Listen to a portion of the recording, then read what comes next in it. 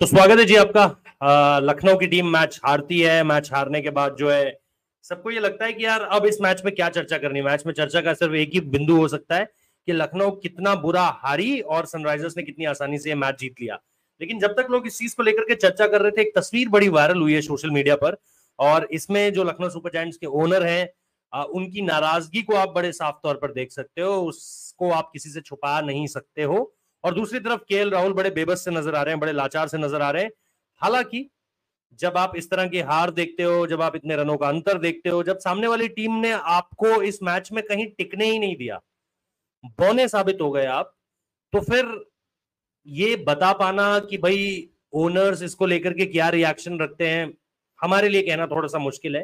क्योंकि जिन लोगों की ये टीम है, उन लोगों ने किस तरीके से इस टीम को बड़ा किया है, बनाया है, खिलाड़ी जोड़े हैं, कप्तान के रूप में आपको लाए हैं, और उसके बाद अगर इस तरह की परफॉर्मेंस सामने निकल कर आती है, तो मेरे हिसाब से ओनर्स का गुस्सा होना जायज है। लेकिन इसमें बस एक चीज जो की जा सकती थी ओनर्स की तरफ से, वो ये कि इसके लिए एक चार दीवारी चुनी जा सकती थी। और केएल राहुल पर जो वो गुस्सा हुए हैं, उस पर गलती तो नहीं कही जा सकती, क्योंकि केएल राहुल की परफॉर्मेंस अगर आप देखोगे, 33 बॉलें ही ट्रेविस हेड ने खेली है, मेरे ख्याल से 33 गेंदें ही केएल राहुल ने खेली है। इसके आगे मुझे आप बताइए कि उन 33 गेंदों में दोनों ने किया क्या है, तो आपको समझ आ जाएगा कि ओनर्स इतने ज्यादा खफा क्यों है। वो चीज फिर क्लियर हो जाती है। शुभेंदा। बिल्कुल बिल्कुल। और मतलब जो तस्वीरें हमने देखी सोशल मीडिया में वायरल हो रही है, टीवी में सबने देखा ही होगा, टीवी में या डिजिटल में सबने देखा ही होगा। और काफी देर से, मतलब ऐसा नहीं है कि 10 सेकंड का रेंट एंड यूर ऑफ, वो वाला नहीं है। चला है ये मामला 1.5 मिनट 2 मिनट तक, काफी सुनाया गया है। और जाहिर सी बात है, मतलब आप इतने क्रूशियल स्टेज में खड़े हो। हालांकि अभी भी लखनऊ सुपर जायंट्स आउट नहीं हुई है प्लेऑफ के रेस से। वो लोग अगर 2 मैच लगातार जीतते हैं, आखिरी 2 मैच, वो अभी भी क्वालिफाई कर सकते हैं। बट अगर आपकी टीम 165 रन बनाती है, उसको 9.3 ओवर में, हाँ 9.3 ओवर, 9.4 ओवर में चेस कर दिया जाता 57 है गेंदों में। अनबीटन, 57 गेंदों में। तो गुस्सा होना जाहिर सी बात है। जब और जबकि आपका मोस्ट एक्सपीरियंस्ड इंडियन बैटर, आपका कैप्टन, जिसको आप लुकअप करते हो, वो अगर 32-33 गेंदों में 29 रन बनाता है सिर्फ 87 की स्ट्राइक रेट में, तो मतलब गुस्सा जायज है। बट हाँ, जैसे कि आपने कहा, ये कॉन्वर्सेशन पूरी चार दीवारी के अंदर हो सकती थी, ना कि ग्राउंड के अंदर, जहाँ पे 40 कैमरास आपको फॉलो कर रहे हैं, आपकी सारी सारी चीजों को कूटने के लिए, उठाने के लिए सब लोग बैठे बैठे हुए हैं वल्चर्स की तरह सोशल मीडिया में। और जितना पता है लखनऊ के ओनर की काफी काफी क्रिटिसिज्म भी हो रही है। जैसे हमने देखा दिल्ली कैपिटल्स के ओनर पार्थ जिंदल की हुई थी, वो ऑपोजिशन टीम पे चिल्ला रहे थे, ये अपने खुद के कैप्टन पे चिल्ला रहे थे। तो क्रिटिसिज्म फिर आपको लेना पड़ेगा। आप फिर उसको कवर अप करोगे अगले कुछ घंटों बाद, एक अलग वीडियो डाल के या एक अलग फोटो डाल के, कि देखो हम प्रेज भी करते हैं, ये भी करते हैं, वो भी करते हैं, वो अलग बात है। बट हाँ, और ये उसका चीज कमेंट सेक्शन बंद कर दोगे। उसका कमेंट सेक्शन बंद कर दोगे। बट हाँ, ये चीज चार दीवारी के अंदर हो सकती थी। But at the same time मैं फ्रस्ट्रेशन भी समझ सकता हूँ एलएसजी के ओनर डॉक्टर संजीव गोयल का, कि वो फ्रस्ट्रेटेड होंगे, डेफिनेटली फ्रस्ट्रेटेड होंगे।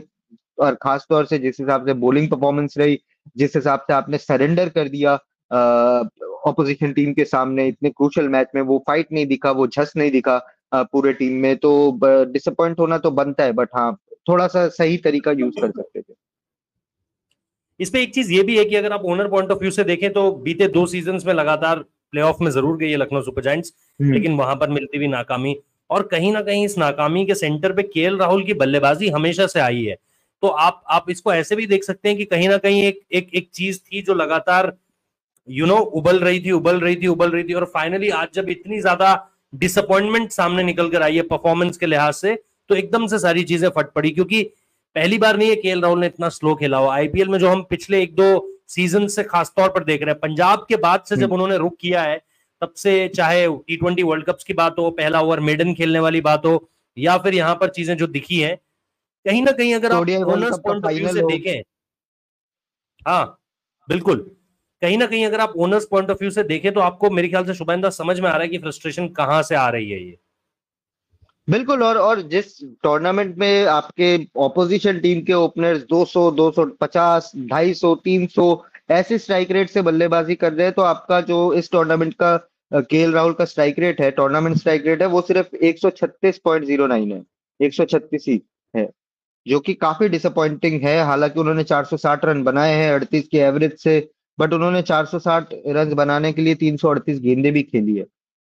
तो आई डोंट थिंक ये बहुत बैकडेटेड टी20 क्रिकेट है, और लाजमी है गुस्सा होना किसी भी ओनर का, किसी भी कोच का। पहले तो जो विजुअल्स आई थी वहां पे जस्टिन लैंगर भी वहां पे खड़े थे, बट बाद में फिर जो बाकी के विजुअल्स आए हमने जो देखे, उसमें पूरा दिख रहा था कि वो अकेले ही है, अकेले केएल राहुल और अकेले डॉक्टर संजीव गोयनका, और कंटिन्यूअस उनको बोले जा रहे हैं हैंड सिग्नल से। वो क्या बोला है, वो बैटिंग परफॉर्मेंस पे बोला है, उनकी स्ट्राइक रेट पे बोला है, या टीम की परफॉर्मेंस पे बोला है, वो हमें पता नहीं।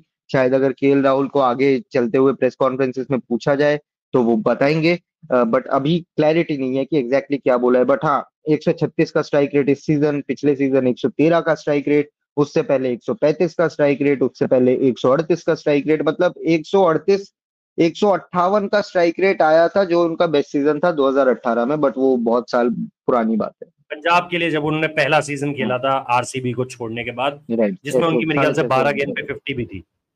हाँ हाँ। हम्म, वो चीज है। लेकिन इन सब के बीच मुझे ऐसा लग रहा है कि शायद अगर फिर केएल राहुल के पास इसके बाद अगर वो फिर, अगर वो तो बड़ा ही चमत्कारिक हो जाएगा कि यहाँ से प्लेऑफ ले जाएं, चैंपियन बना दें और जवाब दे दें एक। लेकिन मेरे हिसाब से ऐसी चीजें कई बार आपको जो है वो बागी भी बना देती हैं, रेबल भी बना देती हैं। आप ऐसा भी देख रहे हो क्या? क्योंकि मैंने कुछ लोगों से बात की थी, मुझे ये सुनने में आया था कि RCB is very keen on him, कि भाई हम उनको हम्म, वापस लेकर आए। इस तरह की चीजें फिर आपको उस थॉट प्रोसेस में भी लेकर जाती हैं, क्योंकि प्रोफेशनली आप, मैं, कोई भी जब इस तरह की चीजें देखता है कि यार अपनी तरफ से हम कोशिश कर रहे हैं, अगर या तो हम ही उस चीज के लिए थोड़े से अंडर पार हैं तब भी हमें ये बात आती है, या हम सब कर रहे हो उसके बाद बाकी ना कर रहा हो तब भी हमें ये लगता है हम्म, कि यार इतना सब कुछ तो दे रहा हूं इस ऑर्गेनाइजेशन के लिए, अगर उसके बावजूद भी इस तरीके से मेरे साथ व्यवहार हो रहा है, या रिजल्ट आउटपुट उस तरीके से नहीं निकल कर आ रहा है, और सामने वाला एक ऑफर लेकर बैठा हुआ है मेरे सामने, तो why not just join them? तो आपको लग रहा है कि जैसा मैं कह रहा हूं कि मुझे आरसीबी का सुनने में आया था, there could be a chance, वैसे भी मेगा ऑक्शन है सामने खड़ा हुआ, there could be a chance that KL Rahul can join RCB as a captain. Faf du Plessis की परफॉर्मेंस आपको पता ही है। और अगर रोहित शर्मा अवेलेबल होते हैं तो पोटेंशियल ट्रेड भी हो सकता है, अगर अवेलेबल होते हैं, if there is a big if पर वहां पे। पर बट ये चीज मैं आज रोहित शर्मा के साथ होती हुई नहीं देख सकता मेरे भाई। पता नहीं, वैसे वैसे आरपीएसजी ग्रुप बहुत सक्सेसफुल ब्रांड है स्पोर्टिंग वर्ल्ड में। उनके मोहन बागान सुपर जायंट बहुत अच्छा कर रही है जब से उन्होंने टेक ओवर किया है क्लब को। लखनऊ सुपर जायंट्स ने खुद बहुत अच्छा किया है, लास्ट के 2 सीजन में प्लेऑफ, लगातार प्लेऑफ पहुंची है। अच्छी टीम है, टीम भी अच्छी बिल्ड की है, बहुत बहुत पैसों से, बहुत शिद्दत से ये टीम उन्होंने खरीदी है, उनका काफी पैशन है क्रिकेट के लिए। बट आरसीबी एक बहुत रियलिस्टिक ऑप्शन भी लगता है, क्योंकि हमारे केएल राहुल खुद बेंगलोर से आते हैं, लोकल बॉय है, आरसीबी में पहले खेल चुके हैं। उन्हें शायद फाफ डुप्लेसी की उम्र हो रही है, तो उन्हें मेगा ऑक्शन में एक नया रिसाइकल बिल्ड करना पड़ेगा। एक एक डोमेस्टिक विकेट कीपर बन जाते हैं केएल राहुल, एक कैप्टन मटेरियल है। तो आई थिंक अच्छे ऑप्शन है, डेफिनेटली अच्छे ऑप्शन है। वहीं पे जैसे मैंने कहा, मुंबई इंडियंस अगर रोहित शर्मा बोलते हैं कि नहीं, मुंबई इंडियंस चैप्टर मेरा खत्म हो गया, अब मैं दूसरा एक जर्नी स्टार्ट करूंगा, तो मुंबई इंडियंस वो कैप्टन वॉइड वॉइड अगर आपको फिल करना है तो एक स्ट्रेट ट्रेड ऑफ भी हो सकता है, ओपनिंग बल्लेबाज कैप्टन मटेरियल। हार्दिक पांड्या के बाद वो शायद कैप्टन भी बन सकते हैं, और हार्दिक पांड्या को कंटिन्यू करेंगे कि नहीं करेंगे वो भी हमें नहीं पता, जिस हिसाब से इस टीम का परफॉर्मेंस रहा है इस सीजन। तो अगले साल वो भी चर्चा पे आएगी बात कि हार्दिक क्या कैप्टन रहेंगे कि नहीं एंड रहेंगे, he will be etcetera again etcetera. Leading Quinton de Kock and Krunal Pandya. And this time Mohsin Khan खेल रहा होगा, क्योंकि मुंबई इंडियंस में मोहसिन मोहसिन खान चाल नहीं खेल खेल रहा पाया है, था। बिल्कुल। और एक और इंटरेस्टिंग ऑप्शन है चेन्नई सुपर किंग्स, क्योंकि एमएस धोनी का शायद ये लास्ट सीजन है, अगर वो कंटिन्यू नहीं करते हैं तो विकेट कीपर कैप्टन, शायद, मुझे नहीं लगता, पर्सनली मुझे नहीं लगता कि चेन्नई सुपर किंग्स ऋतुराज गायकवाड़ से हट जाएगी एक सीजन के बाद ही, क्योंकि जितनी भी कप्तानी उनकी दिखी है वो अच्छे मैच्योर हेड लग रहे हैं। बट केएल राहुल एक नेचुरल वॉइड फिल कर सकते हैं, आपके एक्सपीरियंस प्लेयर है, वो कैप्टनसी के बिना जाएंगे कि नहीं जाएंगे ये देखने वाली बात होगी। But keeper, batter, opener Ruturaj के पार्टनर बन सकते हैं। मिडिल ऑर्डर अगर उन्हें आप खिलाना चाहे तो उनके पास वो गेम है कि वो मिडिल ऑर्डर में भी खेल सकते हैं। हाँ, 136 135 का स्ट्राइक रेट मिडिल ऑर्डर में नहीं चलेगा, वो उनको थोड़ा सा अप करना पड़ेगा, बट इनमें क्षमता है सब कुछ करने की। चलिए ठीक है, क्षमता है, देखते हैं क्या होता है। लेकिन इस पूरे के पूरे मुद्दे पर ये थी हमारी राय। आपको कैसी लगी आप कमेंट बॉक्स में बता सकते हैं। What do you think of ये जो पूरी की पूरी एक तरह की कंट्रोवर्सी आप मान लो कि भाई बवाल हो रहा है क्योंकि इसको लेकर के क्या पूरी तरीके से आरपीएसजी ओनर की इसमें गलती है, या इसको आप अगर दोनों पहलुओं को समझिए और उसके बाद आप अपनी बात कमेंट बॉक्स में रखिए, जो हमने करने की कोशिश की है। बाकी सब्सक्राइब जरूर कीजिएगा और जुड़ते रहिएगा लगातार हमारे साथ। Thank you so much. Thank you.